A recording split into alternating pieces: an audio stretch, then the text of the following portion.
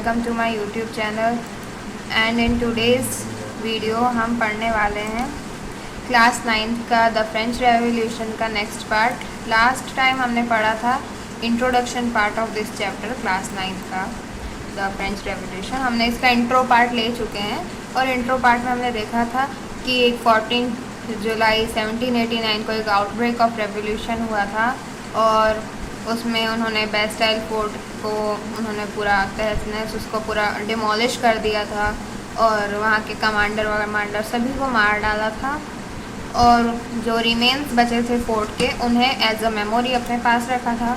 और ये सब जो कुछ हुआ था ये एक रूमर के कारण हुआ था, रूमर। ओके, तो ये रूमर मैंने बताई थी कि मतलब कि उन्हें क्या लगा कि ट्रुप्स को उन्हें मतलब पब्लिक को मारने के लिए भेजा है, पर ऐसा तो कोई इंटेंशन नहीं था किंग का। ओके, अब हम आज के वीडियो में पढ़ने के वाले हैं कि ये जो किंग को मतलब ये जो लुईस 16 थे वहाँ के राजा, उन्होंने इन ट्रुप्स को उधर भेजा ही क्यों?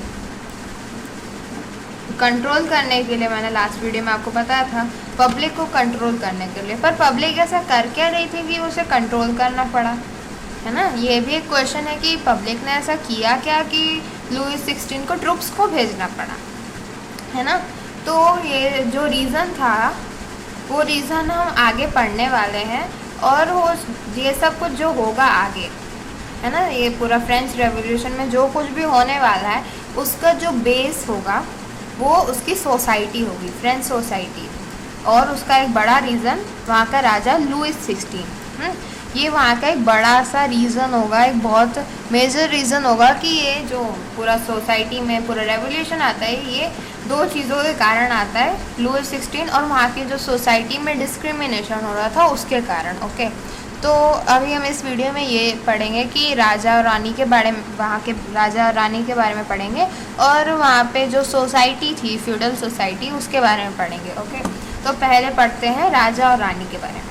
तो in 1774 Louis 16 okay of Bourbon biscuit वाली फैमिली। ओके, ये बिस्किट नहीं था, ये बिस्किट बर्बन फैमिली यानी बर्बन बिस्किट का नाम इसी फैमिली के नाम पे पड़ा था क्योंकि ये जो लुईस 16 था ना ये वहाँ का आखिरी मतलब मोनार्क रूल का वहाँ पे एक आखिरी जो रूलर था फ्रांस का वो यही था। कौन? लुईस 16।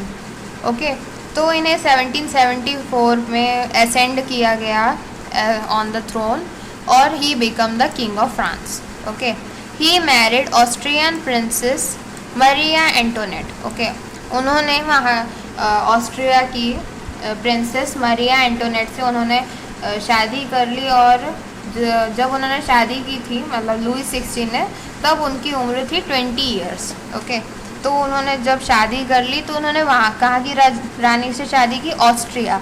कौन सा ऑस्ट्रिया? जो इंडोनेशिया के नीचे वाला है वो नहीं। ओके, ऑस्ट्रिया वो वाला नहीं जो आपने इंडोनेशिया के नीचे एक बड़ा सा क्या बोलते हैं कॉन्टिनेंट है, वो वाला ऑस्ट्रिया नहीं है।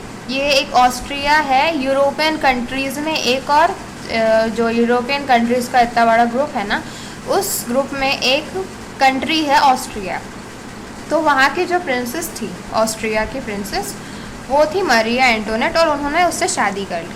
अब जब उनसे शादी कर ली और फिर बाद में बहुत कुछ चेंजेस आए, तो वो हुआ क्या कि बाद में वो जो सोसाइटी थी वो चेंज हो गई।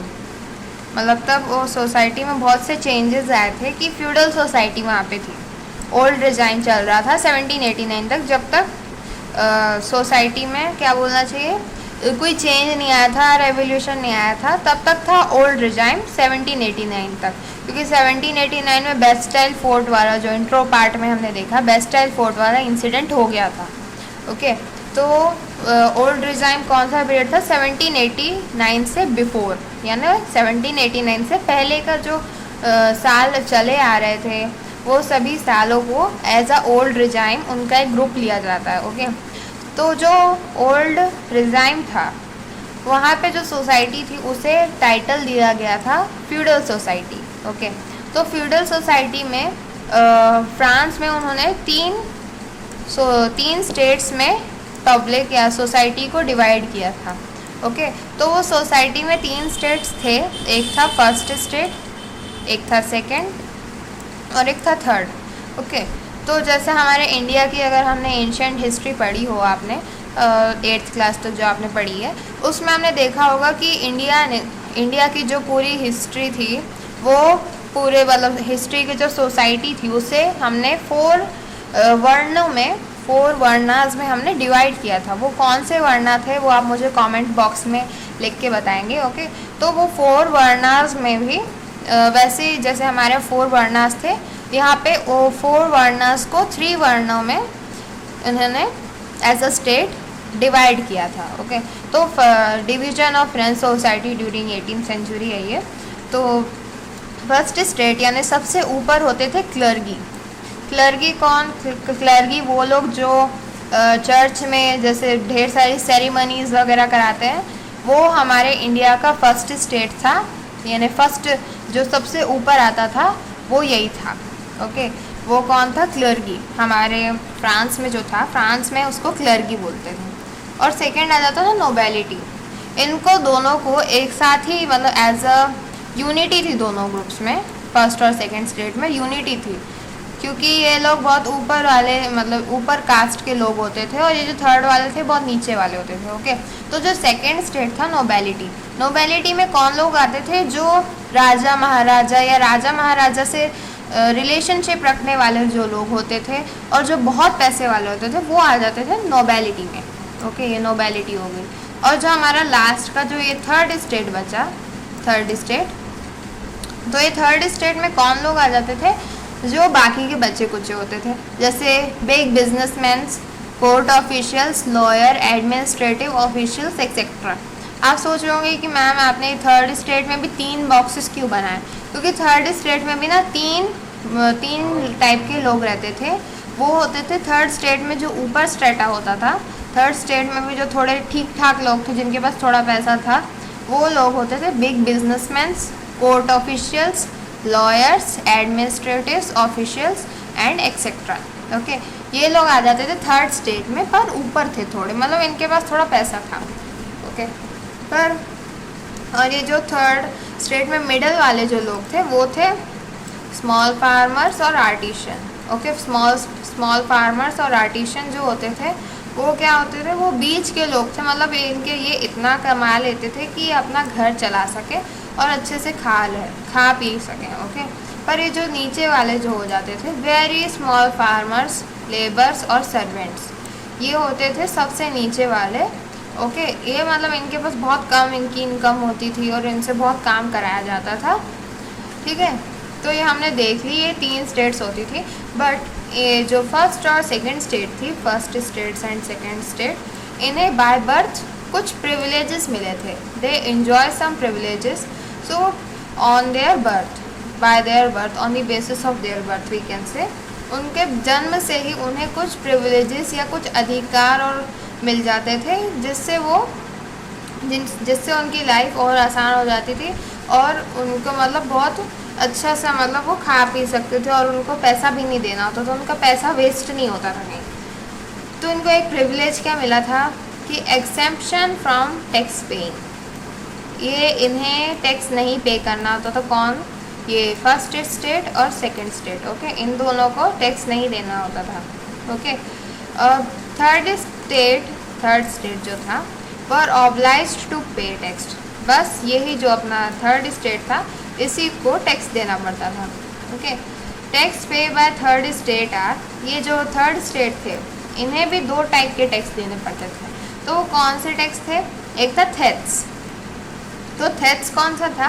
Tax levied by the church, 1/10 of the total production. Okay, अगर मान लीजिए कि मैं कोई स्मॉल फार्मर हूँ, ओके, मैं कोई स्मॉल फार्मर हूँ और मैंने दिस मंथ मैंने कुल मिला के 10 क्विंटल्स, ओके, 10 क्विंटल्स मैंने वीट ग्रो किया है। ओके, अब मैंने जब 10 क्विंटल्स मैंने वीट ग्रो किया है तो मुझे एक टैक्स देना पड़ता था थेथ्स। क्यों देना पड़ता था? क्योंकि मैं थर्ड स्टेट से बिलोंग करती थी और ये जो टैक्स था मुझे चर्च को देना पड़ता था। तो ये जो 10th, अगर मान लीजिए कि मैंने इस मंथ 10 क्विंटल्स वीट प्रोड्यूस किया है अपनी फील्ड पे, तो मुझे 10 क्विंटल्स का जो 10% होगा या फिर 1 ऑफ द 10% होगा वो मुझे चर्च को देना पड़ेगा। क्यों? As a tax. ओके, मुझे एज अ टैक्स ये चर्च को देना पड़ेगा। तो मेरे 10 क्विंटल्स का जो 10% होगा वो होगा 1। ओके, तो मुझे 1 क्विंटल पूरा चर्च को देना पड़ेगा। अब मैंने जब पूरा 1 क्विंटल चर्च को दे दिया तब भी मुझे एक और टैक्स देना पड़ता था, वो था taille tax to be directly to the state. State यहाँ पे कौन? गवर्नमेंट। ओके, गवर्नमेंट कौन? यानी कि लुईस 16। मुझे लुईस 16 की गवर्नमेंट को टैक्स देना पड़ता था, वो था टेल। ये एक बढ़ता चढ़ता रहता था ऐसे, मतलब जैसे चर्च का जो था फिक्स था 1 ऑफ द 10%, वो मुझे देना पड़ता था। पर यहाँ टेल में क्या होता था कि मुझे इससे भी ज़्यादा कभी भी देना पड़ता था, कभी ज़्यादा देना पड़ता था। मतलब कि जब as per the need of the government I have to pay the tax. मतलब कि अगर गवर्नमेंट को ज़्यादा टैक्स की ज़रूरत है, मतलब गवर्नमेंट बहुत तंगी में चल रही है, उनके पास पैसा ज़्यादा नहीं है, तो मुझे टेल जो होगा मेरा टैक्स वो बढ़ जाएगा। Okay, it will increase. Okay, tax मेरा जो होगा वो इंक्रीज़ करेगा। पर अगर गवर्नमेंट को ज़्यादा ज़रूरत नहीं है तो ये नॉर्मल चलेगा। ओके, तो ऐसा इसका सिस्टम होता था टेल टैक्स का। ओके, पर अब इस वीडियो में हम समझ चुके हैं कि फ्यूडल सोसाइटी क्या होती है और ओल्ड रिजाइम क्या था, और लुईस 16 किसने शादी की और कब की, और उन्हें राजगद्दी पे कब चढ़ाया गया। पर जब उन्हें राजगद्दी पे चढ़ाया गया, okay, when he was ascendant to his throne, okay, तो उन्हें क्या मिलता है कि जो उनकी ट्रेजरी रहती है ना, ट्रेजरी, तो उनकी जो ट्रेजरी रहती है वो खाली रहती है। ट्रेजरी मतलब क्या? ट्रेजरी मतलब जिसमें वो सारा राजा लोग अपना पैसा रखते थे। ओके, ट्रेजरी मतलब वो जिसमें मतलब टैक्स वैक्स जमा होता था, वो ट्रेजरी इसकी खाली रहती थी। खाली रहती नहीं थी, उस वक्त खाली हो गई थी। तो क्यों खाली हुई थी? ये लुईस 16 की वजह से उसकी तिजोरी खाली नहीं हुई थी। एक्चुअली जो उसके एसेंडेंट थे यानी 4 फादर्स थे, यानी जो उससे पहले जो राजा राज करते थे फ्रांस में, उनकी वजह से खाली हुई थी। तो क्यों हुई थी? इसका एक रीज़न आता है कि ये जो खाली हुई थी ना, तो इसके 7 to 8 रीज़न्स होते हैं। क्योंकि उस टाइम ना फ्रांस बहुत तंगी में चल रहा था, वहाँ पे बहुत सारे चेंजेस हो रहे थे, और उस टाइम ना मतलब फ्रांस क्या ओवरऑल वर्ल्ड में बहुत सारी प्रॉब्लम्स चल रही थी। उनके कारण ट्रेजरी जो थी वो फ्रांस की एम्प्टी हो गई थी। कहाँ की? फ्रांस की। तो वो क्यों हुई थी वो मैं आपको नेक्स्ट वीडियो में बताऊँगी। क्या है ना कि इसका एक सेपरेट क्वेश्चन बनता है। Okay, so up to now thank you to watch my video. I hope अभी तक आपने जितना भी पढ़ चुके हो बाय ऑल माई वीडियोज़ वो आपको समझ आया होगा। So please comment, share, like and subscribe my channel too. Okay, और अगर कोई भी डाउट्स और क्वेरीज हैं तो आप मुझे कमेंट बॉक्स में लिख के बता सकते हैं।